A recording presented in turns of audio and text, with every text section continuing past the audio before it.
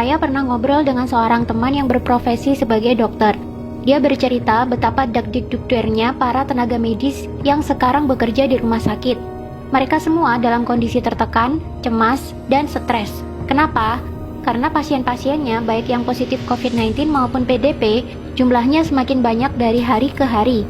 Dan mereka ada kewajiban merawat orang-orang yang jumlahnya seambrol itu di rumah sakit. Yang mana sebelumnya pihak rumah sakit tentu tidak mengira akan ada wabah pandemi seluas ini di 2020. Sehingga peralatan perlindungan diri pun kurang, hazmat kurang, gloves kurang, surgical mask kurang, shoe cover apalagi. Googles juga kurang banget. Makanya ada yang cerita, katanya untuk menghemat hazmat yang sekali pakai itu, ada dokter yang memakainya selama 9 jam. Nggak boleh dilepas, karena sekali dilepas, harus dibuang dan diganti dengan yang baru, yang steril. Sedangkan stok sangat terbatas. Jadi dalam 9 jam itu, dokter tidak boleh makan, minum, pipis, dan BAB. Biar APD, terutama hazmat yang sudah dipakai tidak perlu dilepas dan dibuang. Sedangkan dalam sisi lain, mereka harus menahan keringat, panas, lapar, haus, dan menghadapi merawat pasien-pasien yang saya yakini pasien-pasien itu juga dilanda ketakutan dan stres yang sangat signifikan. Pasiennya stres, dokternya sudah kewalahan, ikutan stres juga. Ya akhirnya bulet di situ-situ saja. Pasiennya nggak sembuh-sembuh, dokternya juga lama-lama capek dan ikutan stres. Yang nggak kuat fisiknya akhirnya ikutan tepar. Bagaimana cara membantu hal ini supaya cepetan berakhir? Solusinya jangan sampai sakit. Saya di awal sudah sangat tidak setuju dengan masifnya media-media mainstream yang bolak-balik memberitakan angka penderita COVID-19 setiap saat. Memberitakan jumlah korban meninggal, memberitakan korban meninggal yang jenazahnya ditolak, memberitakan warga dan tenaga medis yang diusir dari kampung atau kompleks akibat COVID-19, dan masih banyak lagi. Apakah ada media yang memberitakan bahwa banyak penyakit-penyakit lain yang sudah biasa kita temui di kehidupan sehari-hari sebenarnya justru lebih mematikan? Coba Anda lihat data berikut ini. Penyakit kanker setiap tahunnya membunuh 8,9 juta jiwa. Berarti dalam setiap bulan ada sekitar 741.600 lebih manusia yang meninggal. COVID-19 sejak jadi pandemi hingga April 27, 2020 membunuh hanya 198.842 jiwa saja. Silakan Anda cek sendiri di situs resmi WHO. Padahal, COVID-19 baru jadi pandemi dimulai sejak Januari 2020. Katakanlah sudah ada 3 bulan sampai sekarang, maka COVID-19 baru membunuh 66.000 orang setiap bulannya. Jumlahnya loh, cuma 8,9% dibandingkan dengan kematian akibat kanker. Dan sekarang sudah diterapkan lockdown di mana-mana yang katanya cara ini efektif menurunkan kurva paparan COVID-19. Walau sebenarnya kalau saya lihat skema lockdown juga curiga sih. Hehe.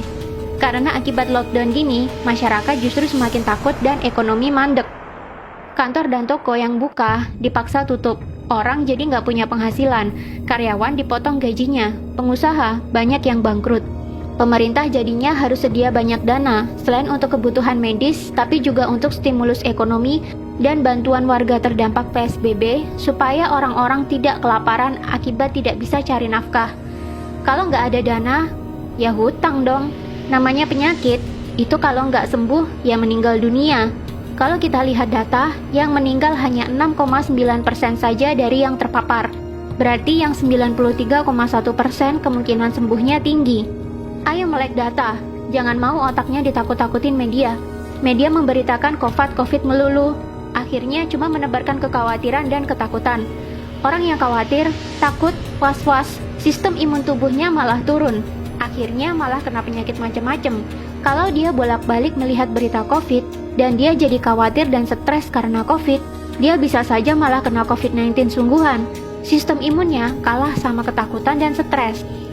Jadi bagaimana solusinya supaya kita nggak sakit dan nggak merepotkan tim medis? Yang pertama, matikan televisi. Nggak usah nonton televisi kalau beritanya COVID melulu. Masih lebih mending kalian nonton drama Korea, walau sambil nangis-nangis kayak kecipratan bawang merah. Alihkan perhatian kalian ke hiburan-hiburan lain yang lebih menyenangkan.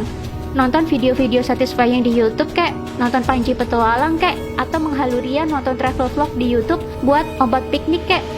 Yang kedua, selalu berpikirlah untuk happy. Happy is the key. Harus bahagia. Berkomunikasilah dengan orang-orang yang positif. Tontonlah acara humor, bermainlah dengan kucing kesayangan, bermainlah dengan anak kalian yang masih unyu-unyu, pacaranlah dengan istri. Romantis-romantisan sama istri bisa bikin hormon kebahagiaan naik loh. Sistem imun juga ikutan naik.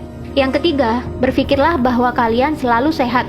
Jangan izinkan pikiran takut sakit sedetik pun mampir di otak. Ganti doa kalian yang semula, "Ya Allah, jauhkan kami dari wabah ini," dengan "Ya Allah, sehatkanlah fisik dan mental kami, supaya kami selalu happy dan bugar." Ingat ya, kata-kata yang sering keluar dari mulut, walaupun doa sekalipun, bisa masuk pikiran bawah sadar. Walaupun ada kata tidak atau jangan di depannya, tetap itu adalah kata-kata negatif. Kata-kata negatif ya negatif. Masuk ke otaknya jadi negatif. Jadinya tubuh dan lingkungannya meresponnya juga negatif. Misalkan kalian doa, "Ya Allah, jangan ada virus di rumah saya." Malah virusnya datang beneran. Beda dengan, "Ya Allah, tolong jaga rumah ini tetap bersih, sehat, dan nyaman untuk saya tinggali bareng keluarga." Maka rumah kamu akan jadi demikian. Selalu ucapkan kata-kata positif dan buang kata-kata negatif. Keempat, rutinlah olahraga. Olahraga dapat memproduksi hormon kebahagiaan dan memperbaiki metabolisme tubuh. Jiwa yang happy dan metabolisme tubuh yang baik akan menghasilkan imun tubuh yang kuat. Kelima, jaga kebersihan. Sering-sering cuci tangan pakai air dan sabun, tanpa rasa khawatir. Cuci tangan karena niatnya pengen bersih, bukan karena takut COVID-19. Percuma kamu cuci-cuci bolak-balik sampai pakai sabun dicampur alkohol sekalipun, tapi kalau pemikiranmu isinya takut, dan takut saja, ya resiko tertular COVID-19-nya malah tinggi. Keenam, jaga jarak. Kita mungkin kuat atau kebal, tapi orang lain belum tentu. Mari hargai mereka dengan tidak dekat-dekat dan selalu pakai masker kemana-mana, terutama jika berhadapan dengan orang lain. Intinya adalah bahagia, happy, sehat, pikiran tenang, dibawa slow aja. Jangan sampai kamu masuk ke rumah sakit. Sekalinya kamu masuk rumah sakit, maka kamu akan bertambah stres, karena di sana isinya juga pasien-pasien yang lebih banyak stresnya ketimbang sakitnya. Gak usah terlalu perhatiin media. Matiin televisinya kalau beritanya gak enak melulu. Hiburan masih banyak. Ayo melek data. Jangan mau ditakut-takutin media.